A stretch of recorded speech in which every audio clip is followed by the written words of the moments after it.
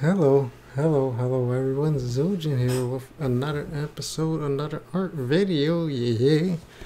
So yeah, hopefully you can tell it's more Rick and Morty again as Iron Man from Marvel Comics, yeah. So these are all, actually not all Iron Man, but these are all armor suits.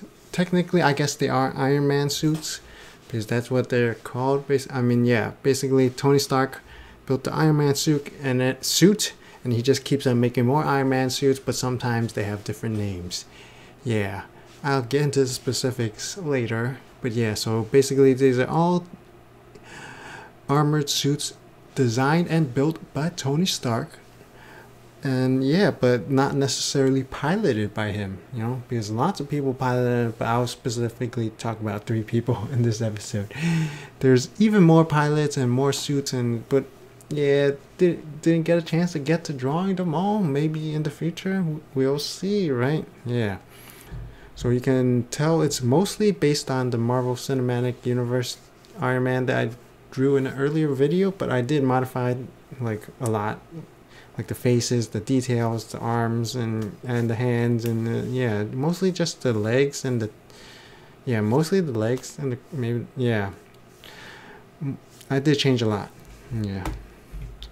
Yep, okay, I think that's enough rambling, but let's go ahead and look at the very first one. So this is the Model 1 or Mark 1 in the movies. Basically, yeah, it doesn't look exactly like it because, it's actually, the head is supposed to be like directly attached into the torso. It's not circle, obviously, but it's Morty head. Yeah, I can't always, make it look exactly identical to the thing because, for the Rick and Morty, the heads are always humongous and much bigger than the bodies. In the comic books, usually the head is quite small, and you got like huge, humongous torso, and like, yeah, the helmet connects to up to like, I don't know, lines up with the pecs. In Rick and Morty, like, it's up to the shoulders and outwards, yeah, so it doesn't always translate into the designs that well, but I did try my best, and I think the armored, what was it, the power source, I probably should have changed it smaller or something. I don't know, I just left it the same, and it looks kind of freaking huge. It's bigger than his eyeball. I mean, yeah, it's supposed to be bigger than his eyeball, but yeah, it's bigger than his fist. I'm pretty sure the arc reactor or whatever is around the same size of the fist. That's like double the size of the fist. You could fit like 4 Morty hands in there. But yeah, so this is the very first model, aka Mark 1 in the movies. The movie one is even bigger and bulkier. It's like humongous. He looks like Hulk or something. Yeah. But anyway, so yeah, this is the very first one. It's yeah, like very basic design, and like it has like empty, I mean not empty, but like it has eye slots because the helmet, it's one of the earlier designs. He has to look directly outside the eye slot, the visor, is that what it's called? Yeah. Later suits, there's like a computer visions and stuff like that, but yeah. And yeah, pretty much the very first one is all monochrome. It's just, is that the monotone? Yeah, it's just one color, what I'm trying to say, and it's just basically silver. Yeah. Yep. I mean, compared to other suits, I guess it looks kind of similar, maybe. And then here's the Model 1 Mark 3. I don't know why it's called Mark 3 or Model 1 or whatever, but I mean, yeah, Model 1 is, I guess he modified it a little bit to a different metal, or it's probably not a paint job, is it? I probably should have researched this, right? But it's quite similar, but like the shoulder pad, the shoulder armor is a little different, and instead of like a crotch, there's an armor skirt. I don't know why, but yeah, I drew it in. Otherwise, it's not that much different from the very first one. Yeah, but these two only been piloted by Tony Stark, I think. Yeah. This one is Iron Man Model 4. This one is one of the earlier designs. He has like this groove, not groove, but like the gloves. It has like a thick cuff Is that what it's called? It looks like a boot cuff or something. I don't know. Yeah, and he has like lots of lines on his crotch and his gloves and his boots.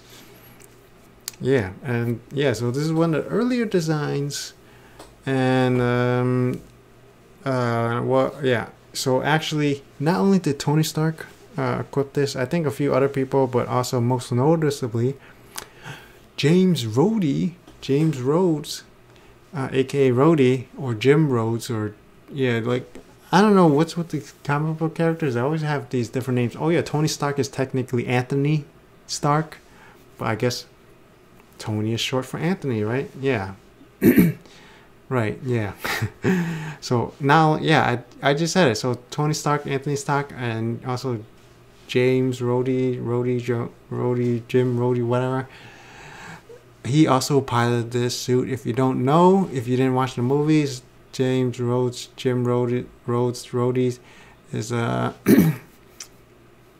in the movies he's an Air Force officer.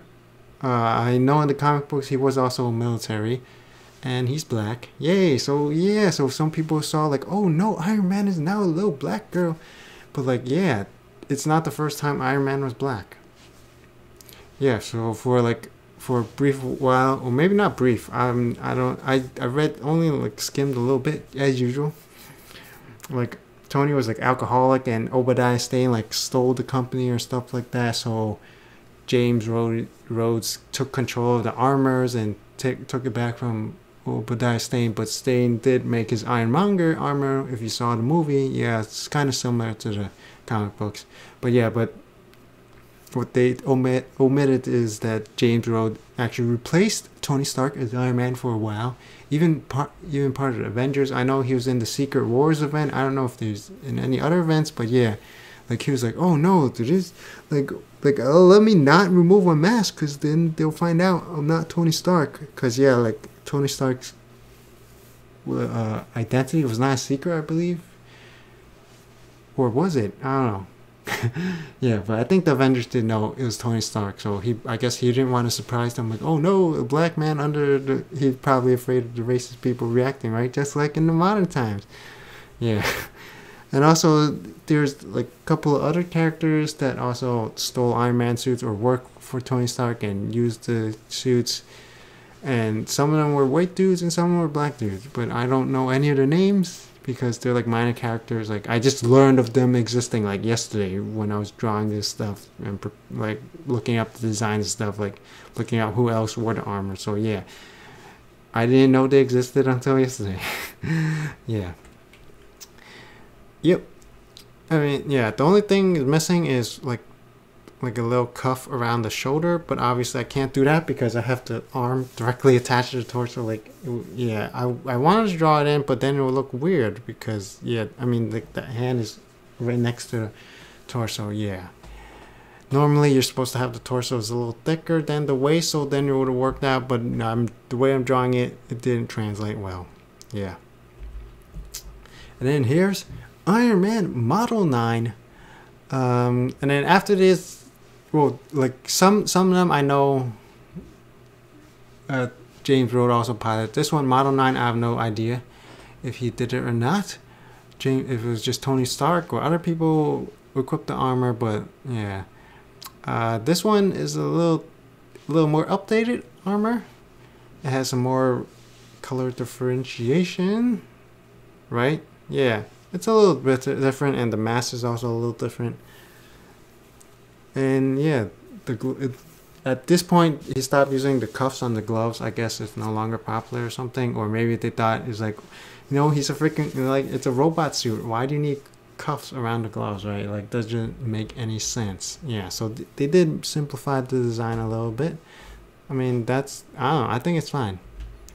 And then here's War Machine. This is actually based on it's actually a modified Iron Man Model 11 just for James Rhodes. Oh yeah, I wrote his full name here is James Rupert Rhodes.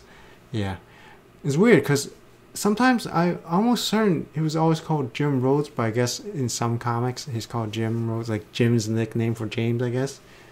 Yeah, and Brody, I think I heard Rhodey more than Rhodes, Jim Rhodey.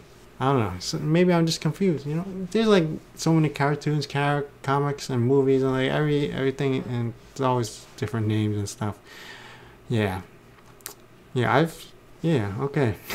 Anyway, so the Model 11, it was slightly different.